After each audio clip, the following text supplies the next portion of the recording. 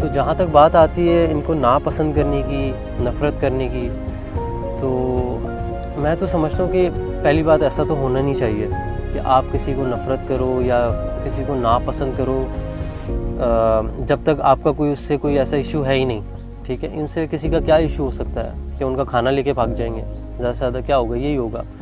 तो मोस्टली लोगों का होता है कि मतलब चलते फिरते ख़ास तौर पे कुत्तों के साथ उनको पत्थर मार देना, धुतकारना, क्योंकि यहाँ की सोसाइटी में इशू ये है कि मतलब बचपन से जो है ना, मतलब कुत्तों को ख़ास तौर पे बताया जाता है कि मतलब एक नापाक जानवर है, इससे दूर रहा जाए, ये इस तरीके से जो है मतलब माइंड में बातें डाली जाती हैं बच्चों की। तो इसलिए जब वो बच्चे बड़े हो जाते हैं तो यही होता है कि कुत्ते वगैरह जब भी उनको नज़र आते हैं तो उनको मारते हैं। तो मैं समझता हूँ कि ये चीज़ जो है हमारे स्कूलिंग सिस्टम का पार्ट होना चाहिए। ये चीज़ें स्कूलिंग सिस्टम में ही ये तरबियत लानी चाहिए, बच्चों को बताना चाहिए कि हार्मफुल नहीं होते, ये पेट शोज़ कराने चाहिए ताकि बच्चे अवेयर हों इस चीज़ से, उनकी मतलब एक बॉन्डिंग बने इनके साथ। क्योंकि ये एक ऐसा नहीं है कि ज़ू तक ये लिमिटेड नहीं होते, ये आपकी सोसाइटी का पार्ट है।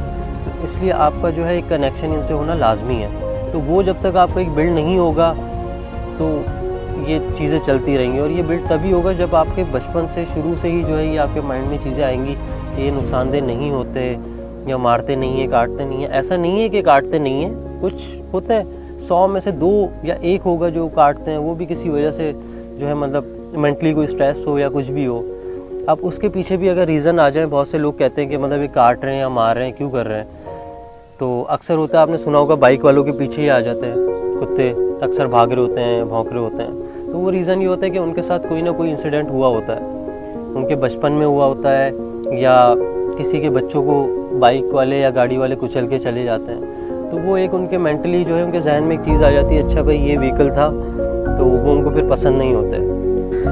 2 महीने पहले की ऑलमोस्ट बात है ये कि एक बाइक वाले ने यहाँ पे हिट कर दिया था एक पपी को, इन्हीं में से जो अभी नीचे है। तो माशाल्लाह अब तो ठीक है, लेकिन उसके निशान यहाँ पर आ गया है। तो हिट किया, खैर उसको 2-4 दिन के लिए हमने ऊपर रखा घर पे, सही हुआ, फिर छोड़ा। तो इत्तेफाक से दोबारा उसी जगह पे उसके कोई एक और बाइक वाला हिट करके चला गया, और जो नेक्स्ट टाइम हिट करके गया था वो बंदा फैमिली के साथ बाइक पे था, और मतलब पलटा भी नहीं वो, कि मतलब देख भी ले, एक बंदा होता है ना, देख ले ख्याल कर ले। जब बंदा फैमिली चलती फैमिली के साथ ख्याल नहीं कर रहा तो फिर क्या ख्याल करेगा। तो ह्यूमैनिटी की बात की जाए अगर, तो मैं समझता हूँ कि इंसानियत का एक इससे बहुत गहरा लिंक है, क्योंकि अल्लाह ताला ने जो है हमें अशरफुल मखलूक़ात बनाया है। तो अशरफुल मखलूक़ात का मतलब ये होता है तमाम मखलूक़ात से बढ़कर। तो ये भी मखलूक जो है ये हमसे जो है छोटे दर्जे पे आती है, तो इनका ख्याल रखना, तमाम जानवर, दरख्त, परिंदे वगैरह सबका ख्याल रखना हमारा फ़र्ज़ है।